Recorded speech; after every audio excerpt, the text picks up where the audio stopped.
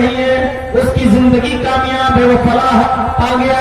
وہ 4 قسم کے لوگ کون ہیں؟ الا الذین آمنوا، جو ایمان لائے۔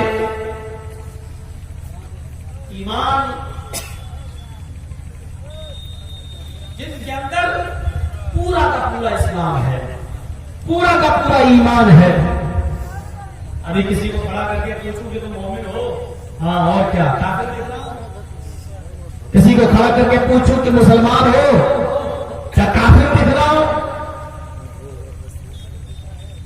ایمان اور اسلام کا تعلق ہماری زندگی کے ساتھ پانی اور پتھر کی طرح نہیں ہونا چاہیے۔ اس مثال پر غور کیجیے گا جو میں بتانے جا رہا ہوں۔ پانی، ایک بالٹی پانی ہے آپ کے پاس، اس میں ایک پتھر اٹھا کے آپ ڈال دیں، ایک پتھر، تھوڑا سا پتھر لے اور ڈال دیں۔ 2 گھنٹے کے بعد آپ پتھر کو نکال کے پھینکنا چاہیں گے تو پھینک سکتے ہیں، پانی الگ پتھر الگ۔ آپ نے پتھر کو پانی میں ڈالا، ابھی وہ پانی میں ہے، لیکن 2 گھنٹے کے بعد جب چاہیں گے آپ تب نکال کے پتھر کو پھینک سکتے ہیں، پانی الگ ہو گیا، پتھر الگ ہو گیا۔ یہ ہمارے ساتھ اسلام اور ایمان سے ہمارا تعلق ایسا نہیں ہونا چاہیے کہ جب چاہو تب نکال کے پھینک دو، بلکہ ایسا ہونا چاہیے جیسے پانی اور رنگ کا تعلق ہوتا ہے۔ آپ کے پاس ایک بالٹی پانی ہے، اس میں لال رنگ ڈال دیجیے، ہرا رنگ ڈال دیجیے اور پانی رنگ کو گھول دیجیے۔ اب آپ 2 گھنٹے بعد، 10 گھنٹے بعد، 24 گھنٹے بعد، 2 دن بعد، 10 دن بعد آپ یہ چاہیں کہ ہم رنگ کو پانی سے الگ کر دیں یا پانی کو رنگ سے الگ کر دیں تو آپ ایسا نہیں کر پائیں گے۔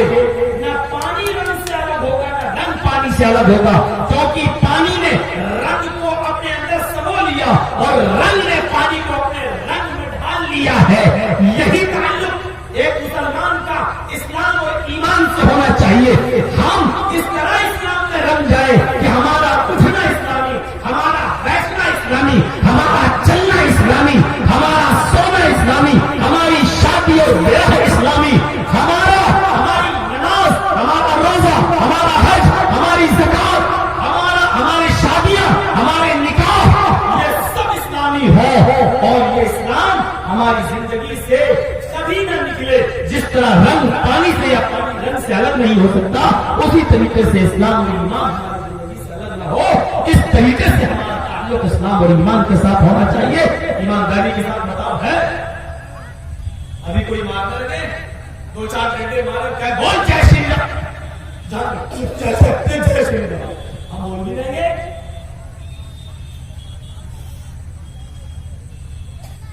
اس وقت پتا چلتا ہے کہ ہمارا اسلام کیا ہے۔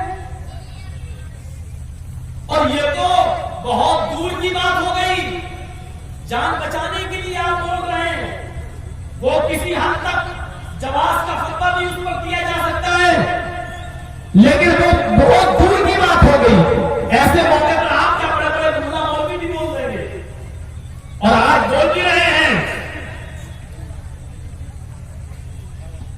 حکومت کو خوش کرنے کے لیے بول رہے ہیں، بہت دور کی بات ہو گئی۔ آپ اپنے گھر میں اپنے بیٹے اور بیٹیوں کے ساتھ اپنے گھر میں اسلام نافذ نہیں کر پا رہے۔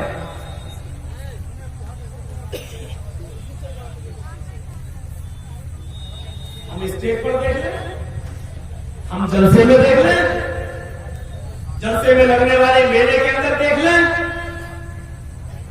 لڑکیوں کی آوارہ گردگی دیکھ لیں، بے پردگی دیکھ لیں، پھر ہم جائزہ لیں کہ اسلام ایمان کے ساتھ ہمارا تعلق کیسا ہے۔ الذین آمنوا، جو ایمان لائے۔ ارے ایمان تو وہ ہوتا ہے میرے بھائیو عبد العزا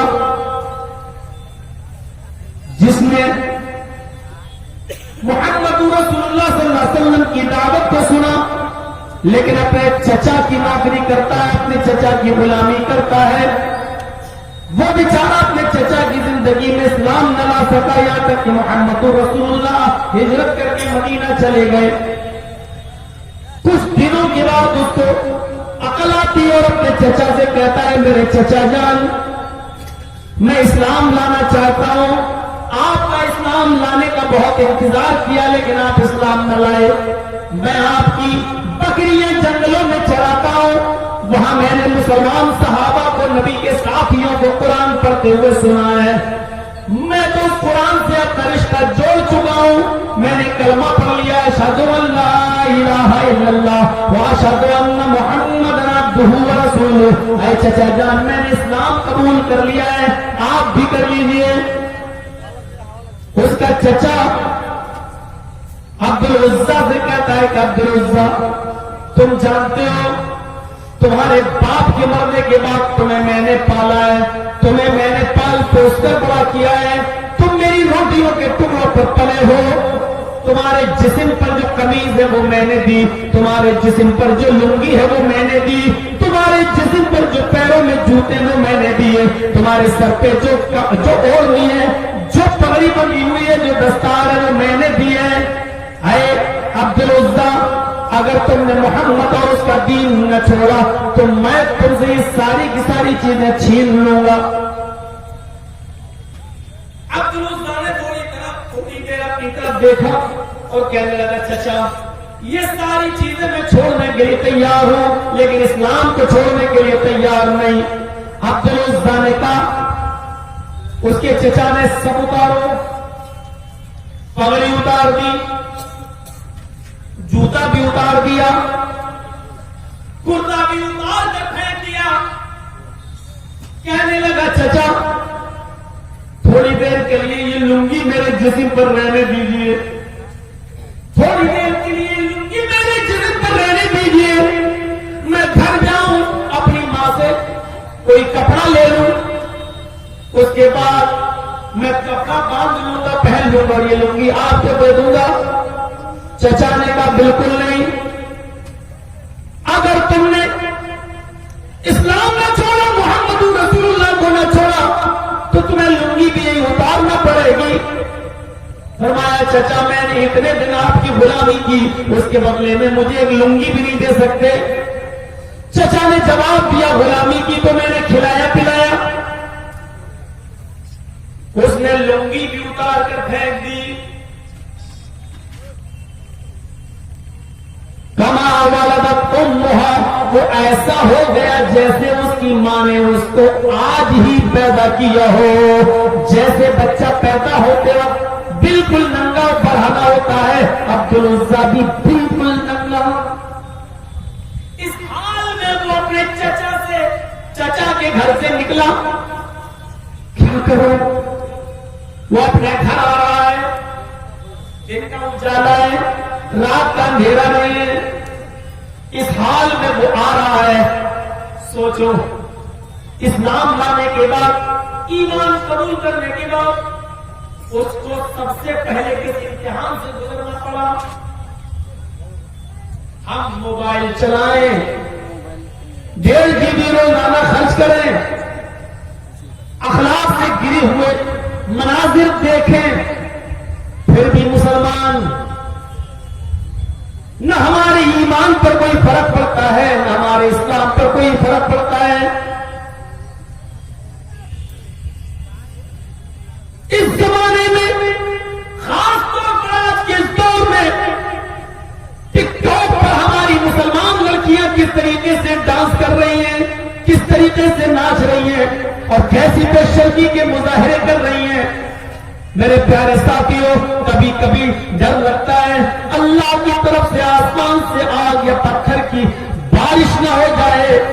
غور کرو کہ کل تک جن لڑکیوں کے حسین گالوں خوبصورت چہرے کو آسمان کی نظریں بھی دیکھنے کے لیے ترستی تھی، آج ٹک ٹاک پر خود اپنی ویڈیو بنا کر وہ ڈال رہی ہیں. میرے پیارے ساتھیوں ان لڑکیوں کو عذاب الہی کا انتظار کرنا چاہیے، ان لڑکیوں کو اللہ کے عذاب سے ڈرنا چاہیے، ان لڑکیوں کو آسمان سے آ جانے والی مصیبت سے ڈرنا چاہیے.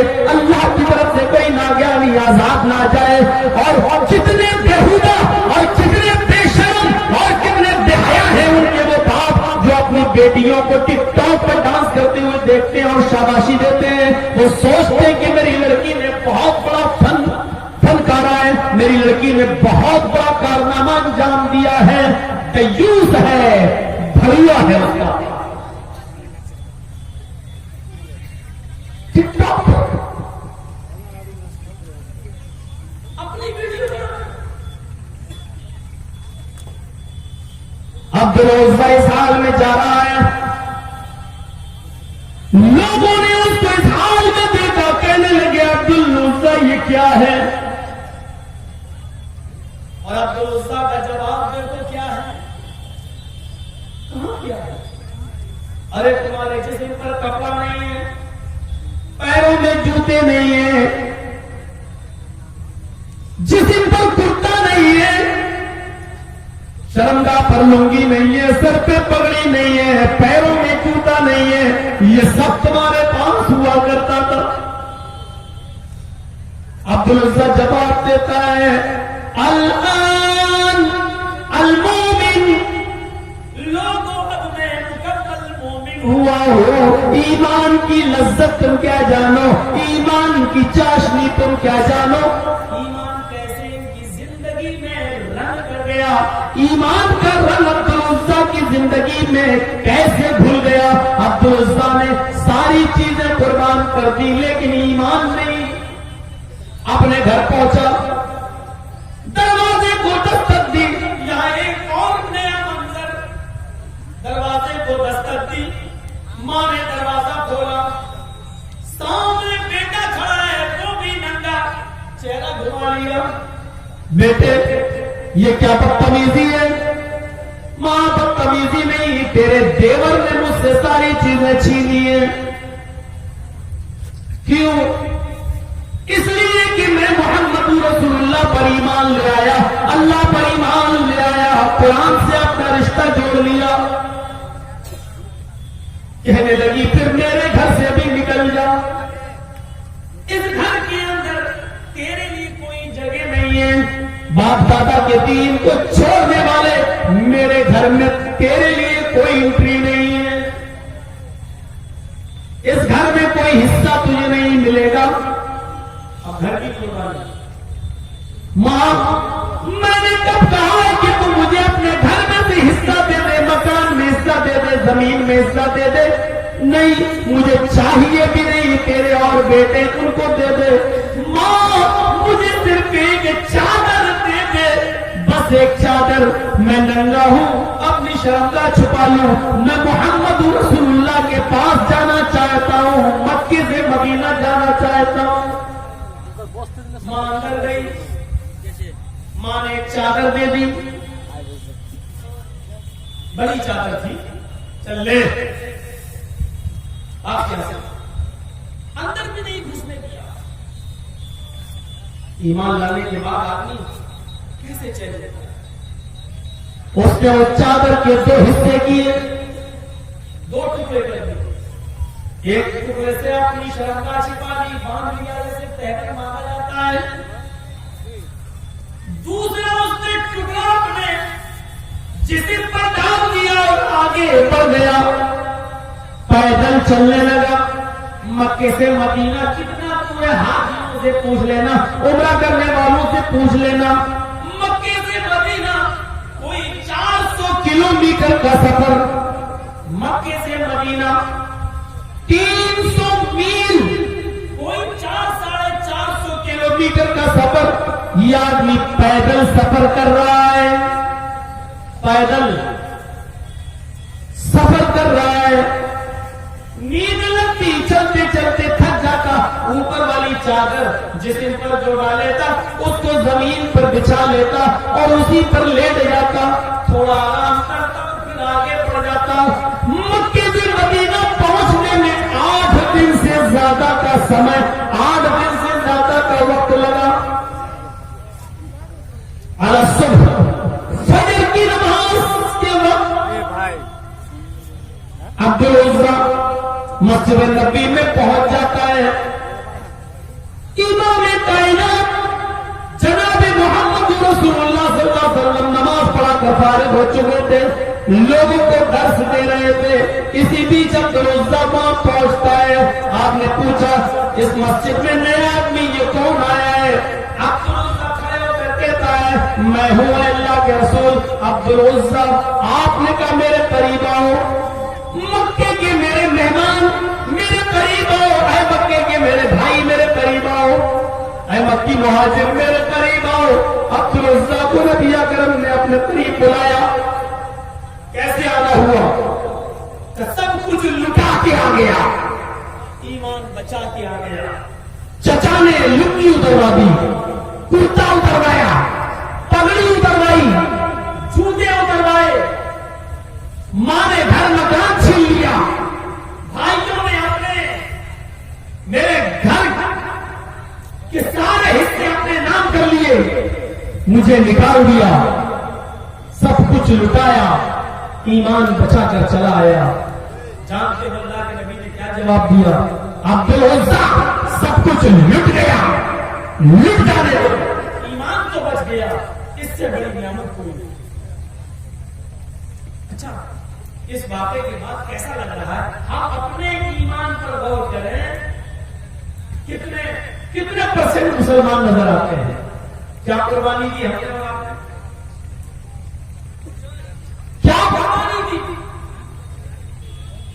अल्लाह के नबी ने फरमाया अब्दुल उज़्ज़ा आज के बाद तुम्हारा नाम अब्दुल उज़्ज़ा नहीं है, तुम इस्लाम ला चुके हो, ईमान ला चुके हो, आज के बाद तुम्हारा नाम अब्दुल्लाह ज़ुलबजादैन है, आज के बाद तुम अब्दुल्लाह कहलाओगे। उनका नाम अब्दुल्लाह पड़ गया। अल्लाह के नबी ने फरमाया तुम इसी मस्जिद में रहोगे। अब्दुल्लाह उसी मस्जिद में रहने लगे, कुरान पढ़ना सीखने लगे और जोर जोर से कुरान पढ़ने लगे। एक दिन उनकी